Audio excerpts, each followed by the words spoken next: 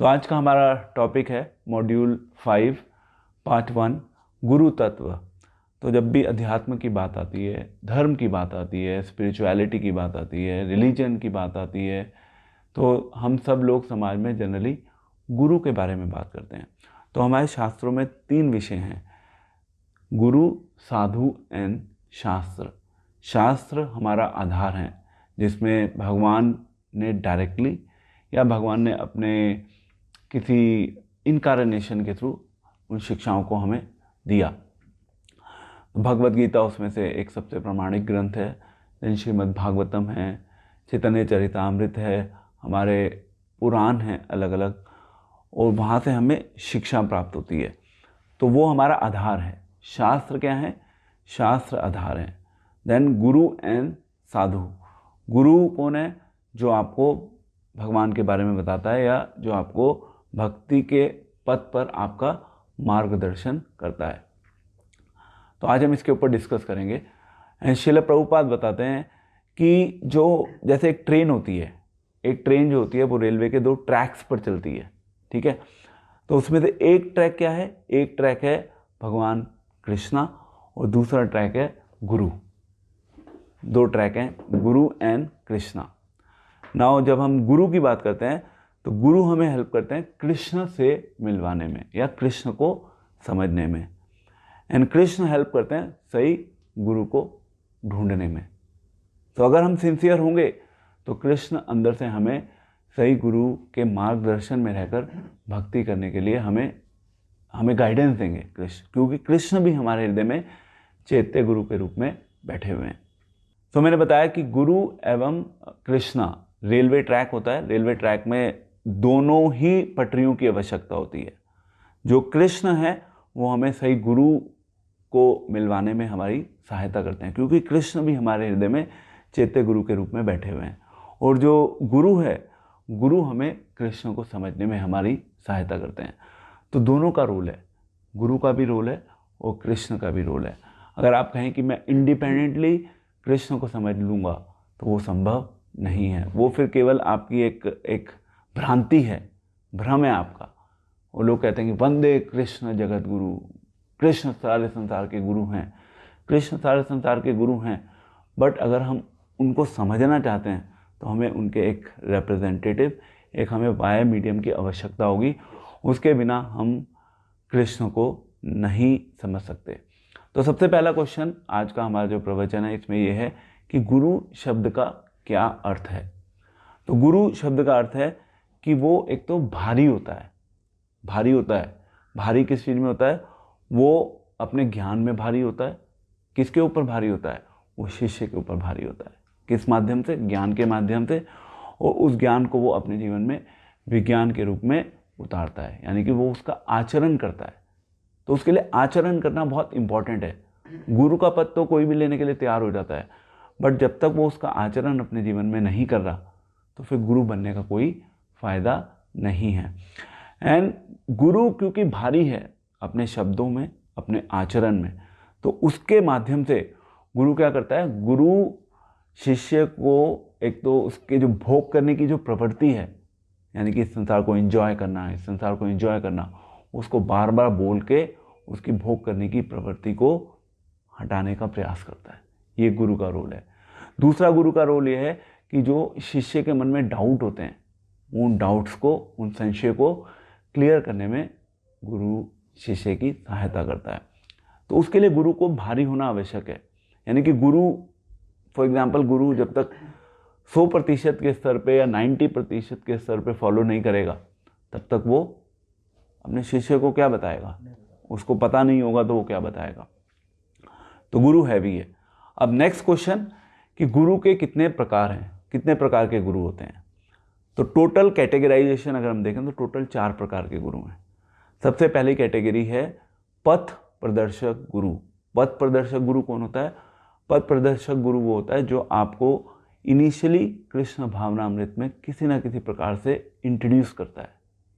For example, आपका कोई मित्र है, आपका मित्र ऑलरेडी कृष्ण भावनामृत से जुड़ा हुआ है, वो आपको बोलता है कि भाई आप भी आइए, हमारे ऐसे प्रोग्राम्स होते हैं, और बस आप उसकी बात सुनते हैं और आप कार्यक्रम में आना शुरू कर देते हैं।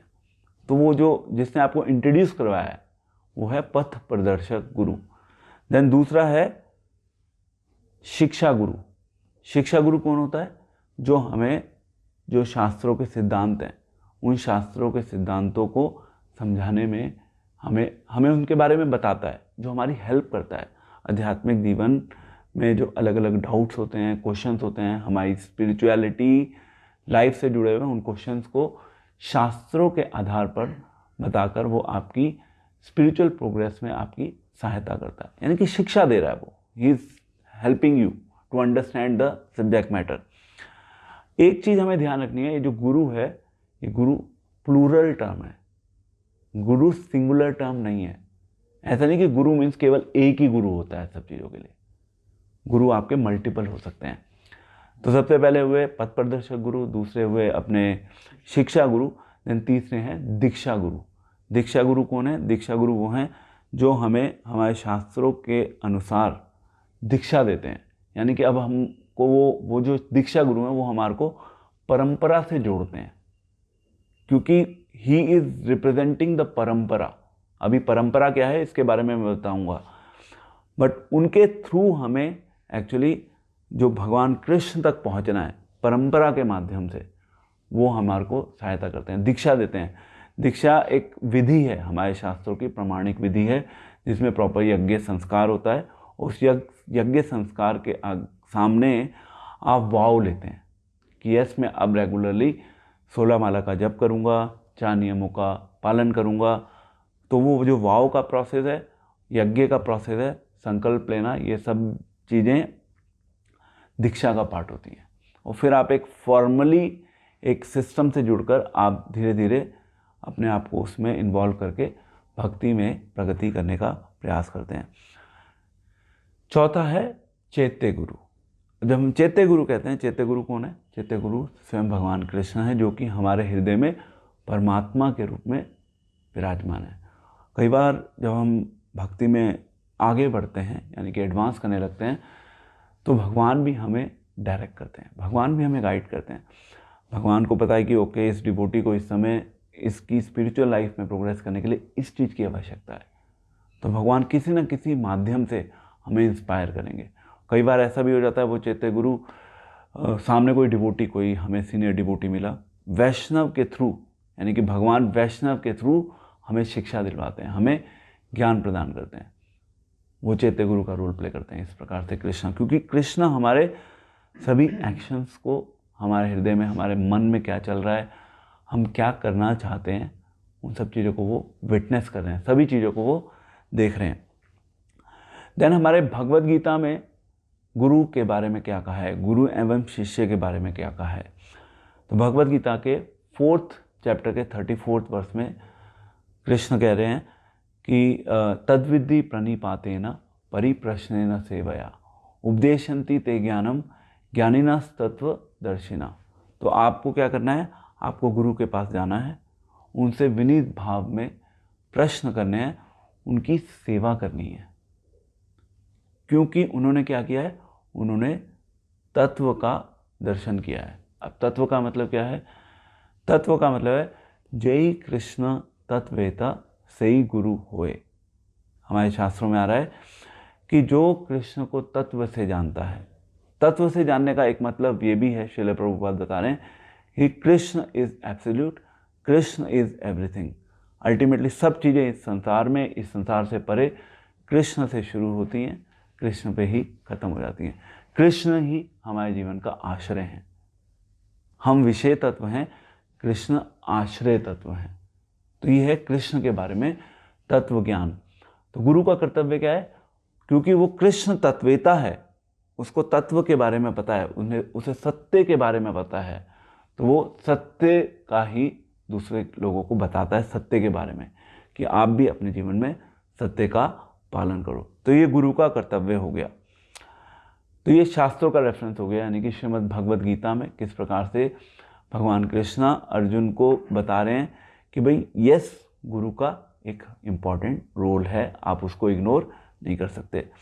इनफैक्ट अगर हम भगवान राम के जीवन को देखें तो भगवान राम ने वशिष्ठ को अपने गुरु के रूप में स्वीकार किया।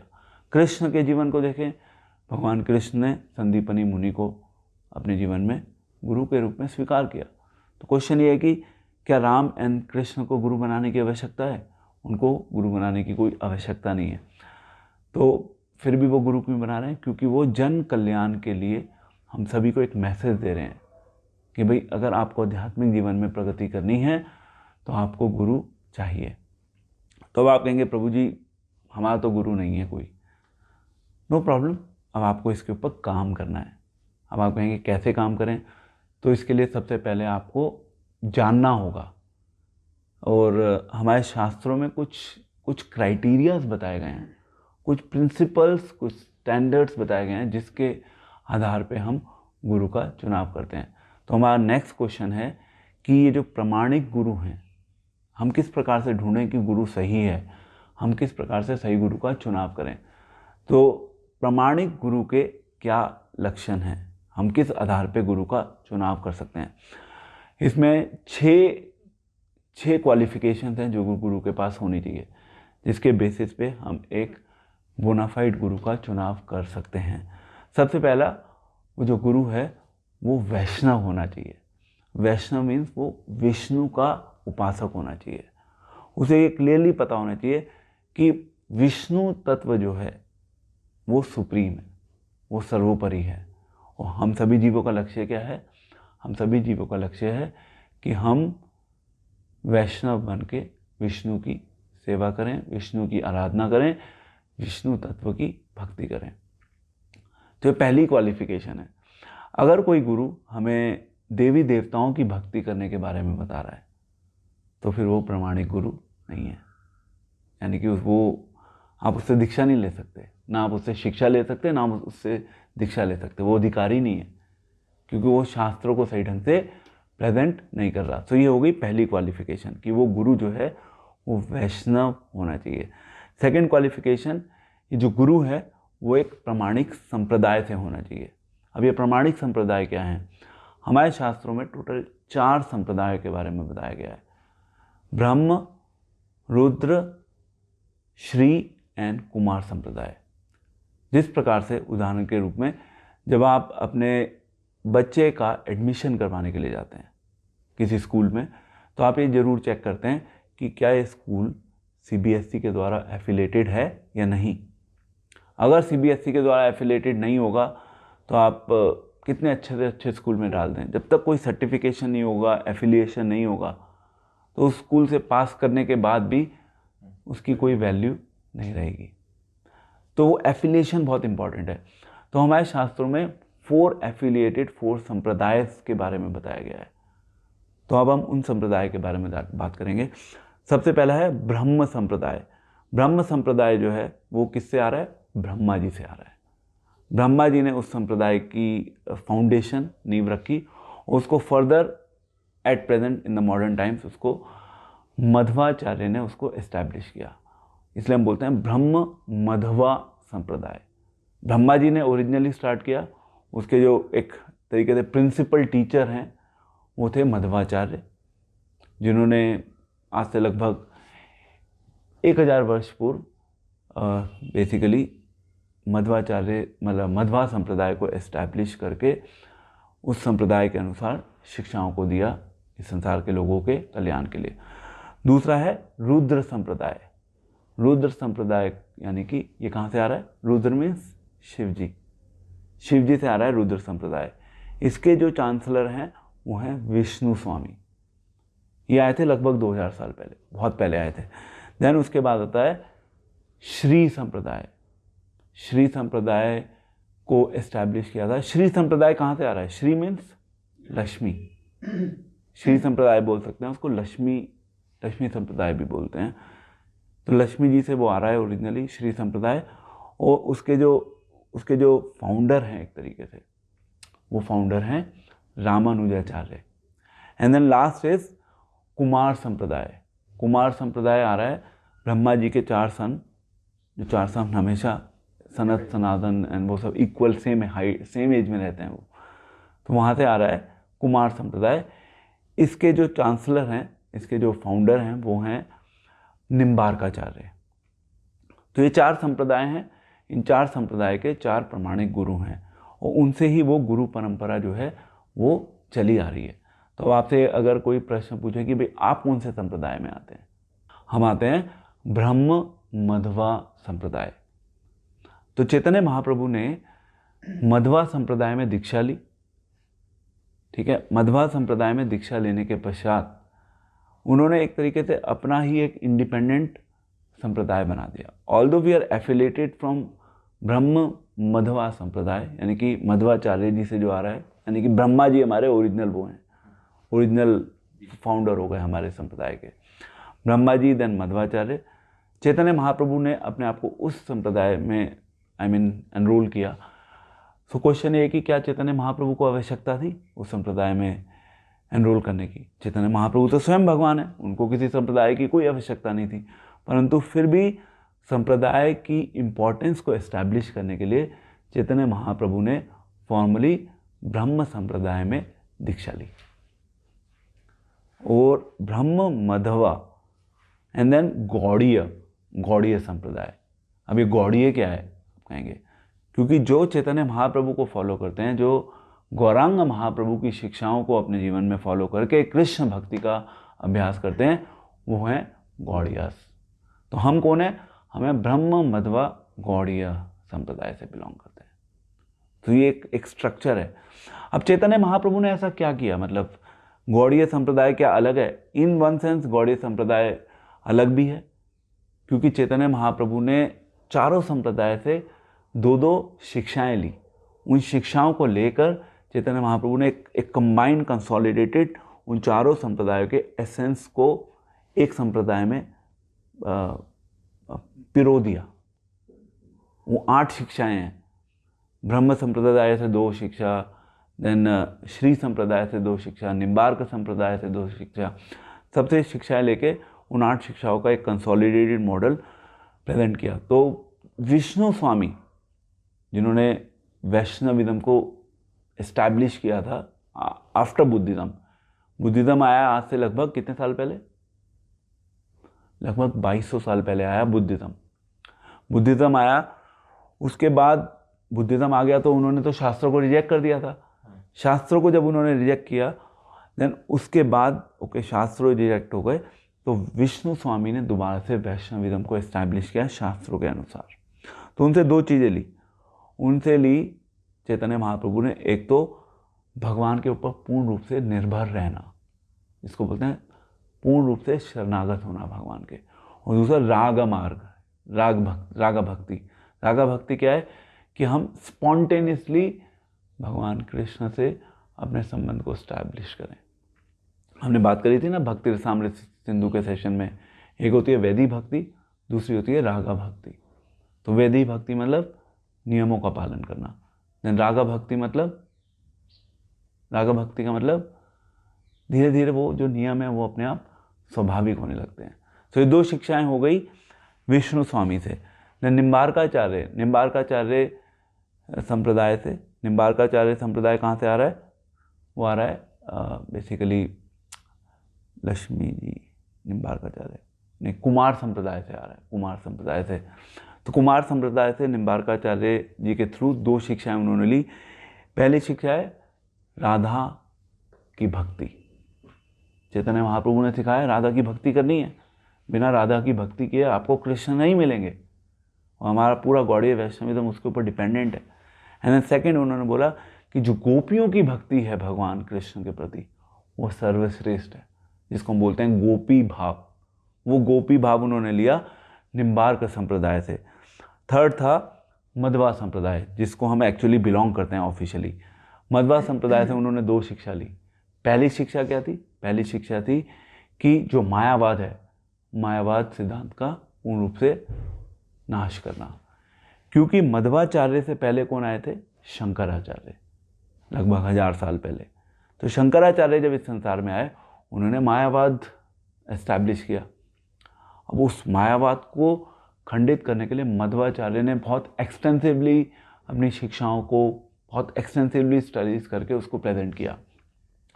तो चैतन्य महाप्रभु ने मायावाद खंडन का जो सिद्धांत है वो लिया मध्वा संप्रदाय से, जिस संप्रदाय से हम बिलोंग करते हैं, ये एक हो गया। दूसरा उन्होंने लिया विग्रह सेवा, यानी कि भगवान के विग्रह की सेवा। ये हो गई नेक्स्ट टीचिंग जो हमने ली थर्ड संप्रदाय थे, यानी कि मध्वाचार्य के संप्रदाय से, ब्रह्म Madhva Gaudiya Math. And then last is Shri Sampradaya. Shri संप्रदाय से भी हमने 2 चीज़ें ली। अब आप कहेंगे ये सब दो क्या है? जब आप इनको कंप्लीट कर देंगे, मतलब जब 8 को एक पर्सपेक्टिव में देखेंगे, तब आपको पता चलेगा कि ये 8 शिक्षाएं कितनी हमारी स्पिरिचुअल जर्नी में प्रगति करने के लिए इंपॉर्टेंट है। तो यहाँ पे पहली शिक्षा उन्होंने ली भक्तों की सेवा। भक्तों की सेवा ली उन्होंने श्री संप्रदाय से।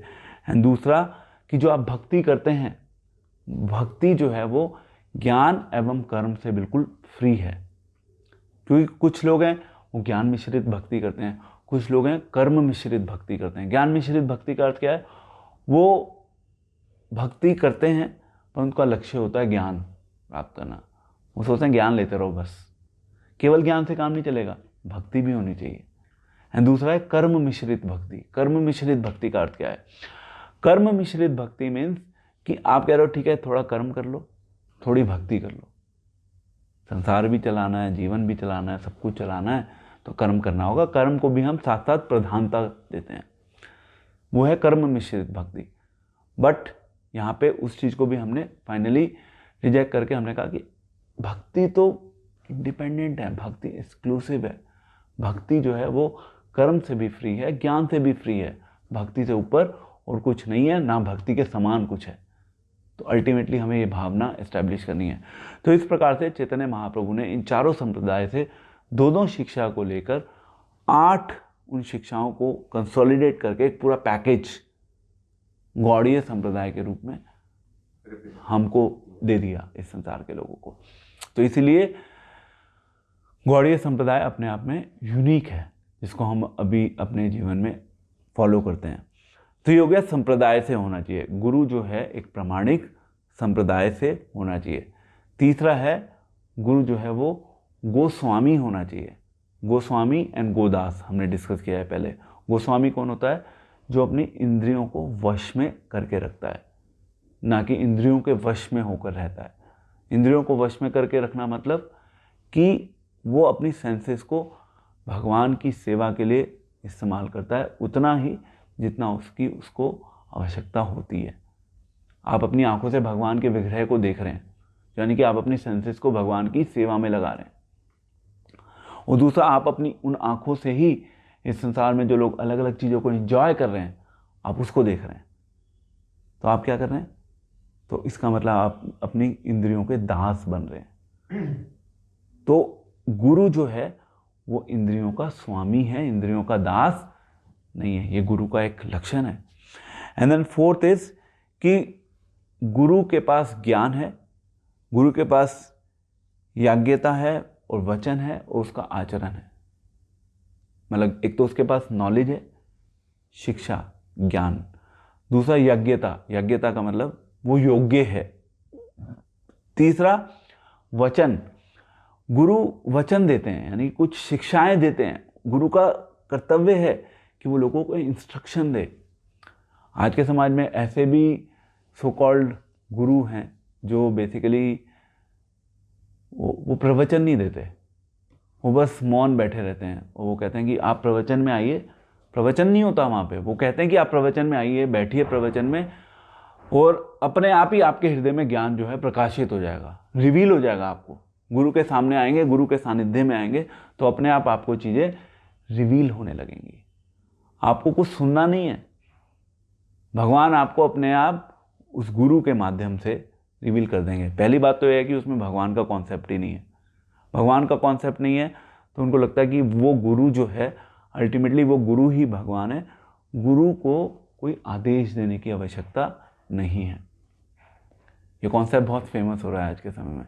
लोग केवल बैठे रहते हैं, सत्संग में जाते हैं, वो बैठे रहते हैं, गुरु की पिक्चर को देखते रहते हैं, जैसे कि गुरु कुछ ना कुछ एकदम से रिवील करेगा उनके हृदय में, और फिर कुछ उल्टा सीधा रिवील हो जाता है। एंड देन वो कहते हैं कि ओके ये तो परफेक्ट गुरु हैं, ये गुरु तो भगवान है, ये हमारे हृदय की बात को जानते हैं, इन्होंने हमारे जीवन की प्रॉब्लम्स को सॉल्व कर दिया। लोग उसमें फंस जाते हैं। तो गुरु का कर्तव्य है कि वो अपने शिष्य को क्या करेगा, इंस्ट्रक्ट करेगा। नहीं तो वो गुरु नहीं है, वो केवल ढोंग कर रहा है। गुरु भी ढोंग कर रहा है और शिष्य भी उस ढोंग में फंसना चाहता है। इसको बोलते हैं चीटर्स एंड द चीटेड। लोग इस संसार में चीट करना चाहते हैं गुरु बन के, और वो शिष्य जो हैं, शिष्य चीट होना चाहते हैं। ऐसा नहीं कि शिष्य की गलती नहीं है, शिष्य भी बेवकूफ़ है कि उसने देखा नहीं कि किसको अपने गुरु के रूप में स्वीकार करना चाहिए। तो इस प्रकार से गुरु बिजनेस बहुत फेमस हो रखा है हमारी सोसाइटी में। गुरु का ढोंग बहुत ज़्यादा प्रोमिनेंटली लोग उसके पीछे पड़े हुए हैं। तो आचरण होगा, वचनों में उसके वो बात होगी, तभी तो वो अपने डिसाइपल के ऊपर, अपने शिष्य के ऊपर वो हैवी होगा। नहीं तो वो क्या, आप बैठे मेरे सामने, okay I am just sitting not talking anything. तो मेरा वाणी, मेरा आचरण वो इम्पॉर्टेंट है ना, तभी तो उसकी इम्पोर्टेंस होगी आप ही के जीवन में, वो कुछ इम्पैक्ट लेके आएगी आपके जीवन में, नहीं तो कोई इम्पैक्ट नहीं आएगा। तो ये होगी फोर्थ टीचिंग। दूसरा, फिफ्थ पॉइंट इज कि जो गुरु है वो गुरु शास्त्रों के आधार पर आपको शिक्षा देगा। ये गुरु का कर्तव्य है। ऐसा नहीं कि गुरु अपने मन के अनुसार आपको कुछ भी बताता रहे। जो गुरु केवल अपने मन के अनुसार आपको शिक्षा दे रहा है, जिसने शास्त्रों को रेफर नहीं किया, जिसकी शिक्षा का आधार शास्त्र नहीं है, तो वो गुरु केवल ढोंग कर रहा है। शास्त्र हमारे प्रमाण हैं, शास्त्र हमारा आधार है। ठीक है, टाइम प्लेस एंड सर्कमस्टांसेस के अकॉर्डिंग उन शास्त्रों में कुछ स्मॉल मॉडिफिकेशन एडजस्टमेंट पॉसिबल है, परंतु इसका मतलब ये नहीं है कि आप उसकी एसेंस को ही डाइल्यूट कर दोगे। एसेंस हमेशा शास्त्रों पर ही आधारित रहेगी। कुछ basic fundamentals as per the time place and circumstances change किए जा सकते हैं। तो ये हो गई पांचवी क्वालिफिकेशन एक प्रामाणिक गुरु की। एंड छठी क्वालिफिकेशन क्या है प्रामाणिक गुरु की, कि वो हमेशा अपने शिष्य को उसकी योग्यता के अनुसार ज्ञान देगा। उदाहरण के रूप में, अगर एक बच्चा 3rd क्लास में है, 4th क्लास में है, तो एक जो अच्छा टीचर होगा, कोई भी उसको कैलकुलस नहीं पढ़ाएगा। कैलकुलस उसके लिए रिजर्व है 10th, 9th, 11th, 12th। अगर उसको 4th क्लास में कोई कैलकुलस समझाने का प्रयास करेगा तो शिष्य को नहीं समझ आएगा। दैट मीन्स वो टीचर जो है वो बेवकूफ़ है, वो अपने शिष्य को गलत शिक्षा दे रहा है कैलकुलस समझा के, जब वो 4th क्लास में है। तो उसको उसके लेवल के अकॉर्डिंग शिक्षा देनी होगी। तो ये 6 क्वालिफिकेशन है एक प्रामाणिक गुरु की, जो हमें सही एक प्रामाणिक गुरु को चुनते समय जिसका हमें ध्यान रखना चाहिए। अब नेक्स्ट क्वेश्चन आता है कि ठीक है, हमने गुरु के लक्षण या गुरु को हमें किस आधार पे चुनना चाहिए, ये तो हमने सुन लिया, ये समझ लिया।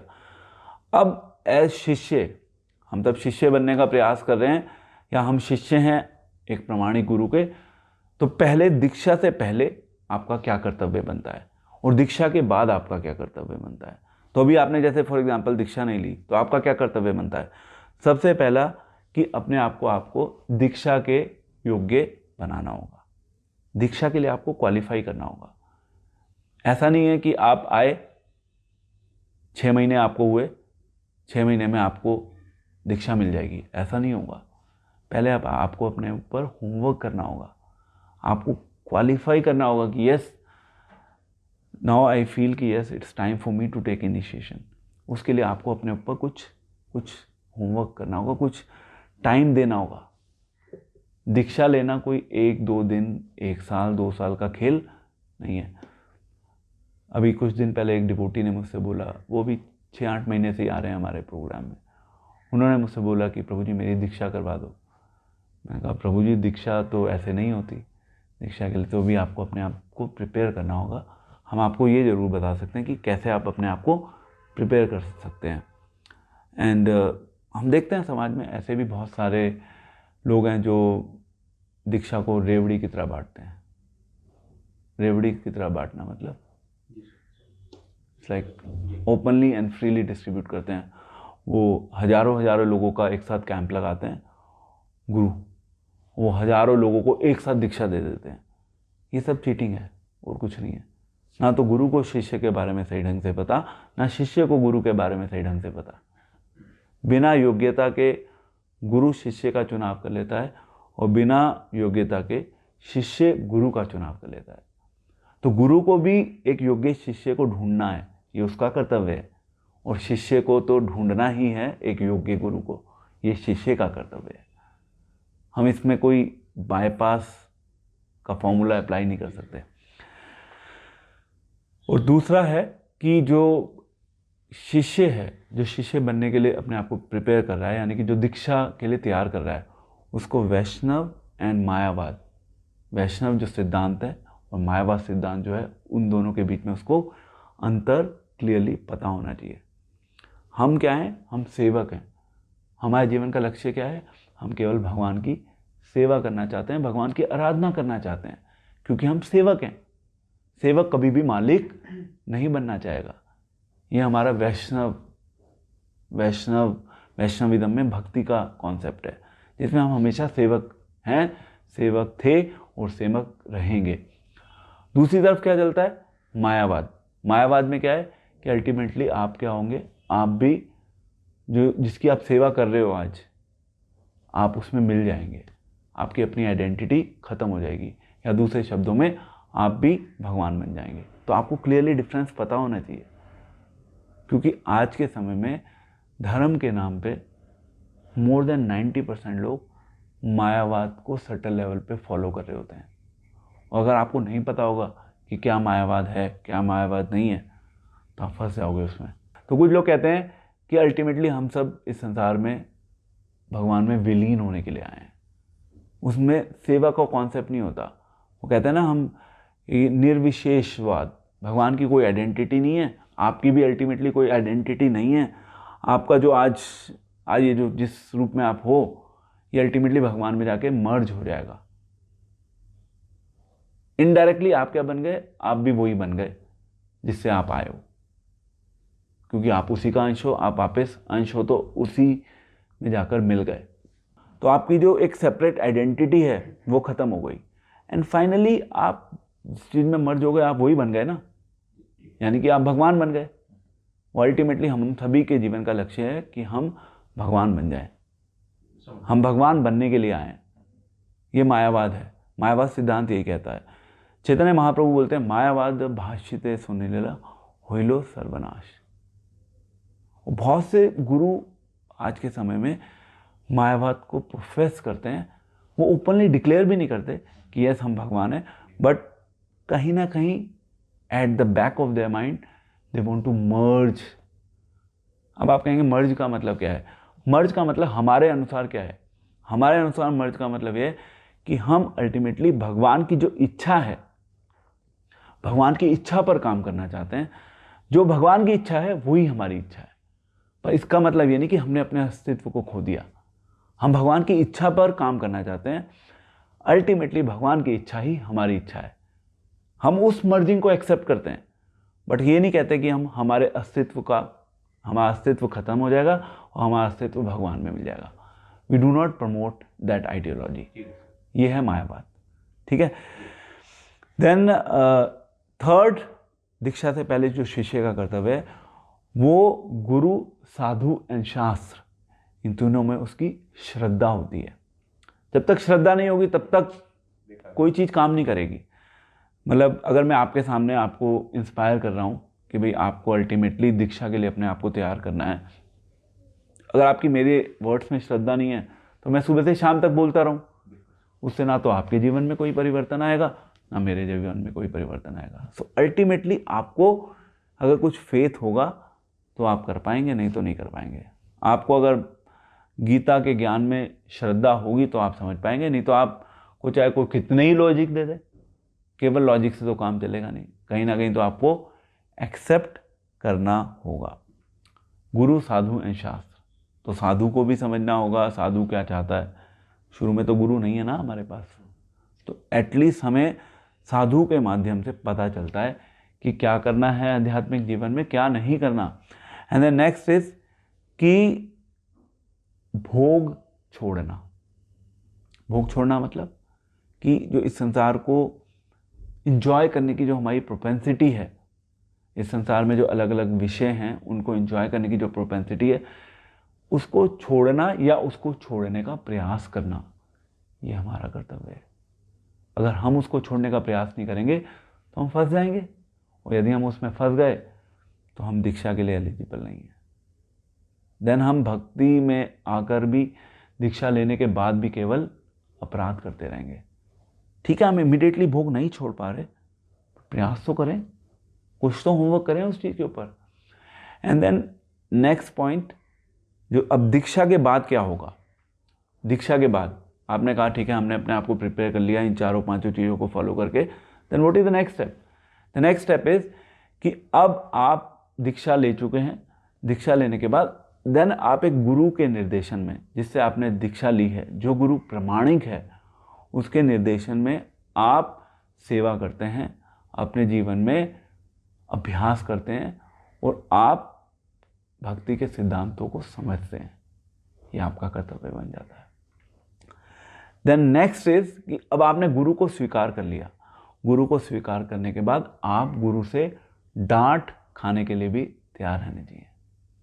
क्योंकि गुरु क्या कर रहा है अल्टीमेटली, जब आपने किसी प्रमाणिक गुरु की शरण ले ली, तो गुरु की शरण लेने के बाद वो गुरु आपकी गलतियों को कहेगा ये चीज़ आप गलत कर रहे हो। उससे क्या होगा, उससे धीरे धीरे हमारे अंदर विनम्रता आएगी। क्योंकि जब कोई कहता है ना कि ये आप गलत कर रहे हो, तो एकदम से हमें, हमारी जो ईगो होती है उसको चोट पहुंचती है, ये कैसे बोल दिया।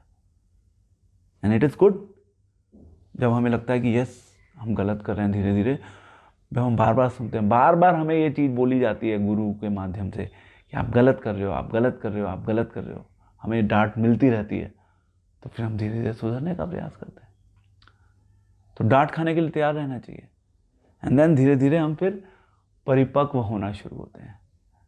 अभी हम परिपक्व नहीं हैं, अभी हम क्या है कि इनिशियल स्टेज पर हैं।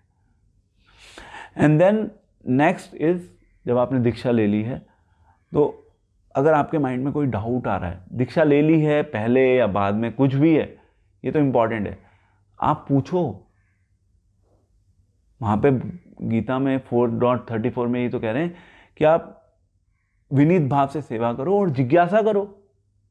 अगर आप जिज्ञासा नहीं करोगे तो फिर आपके मन में वो जो डाउट्स हैं, डाउट्स का पुल अपने आप बन जाएगा। आपके अंदर डाउट है तो आप ही को तो पूछना होगा। आपके गुरु थोड़ा ना कि अपने आपके, लोग कहते हैं कि हमारे गुरु हमारे हृदय को पूर्ण रूप से समझते हैं, हमारे हार्ट में क्या चल रहा है उनको सब पता है। अगर उन्हें सब पता भी है ना, वो उन सब चीज़ों में इंटरफेयर नहीं करेंगे।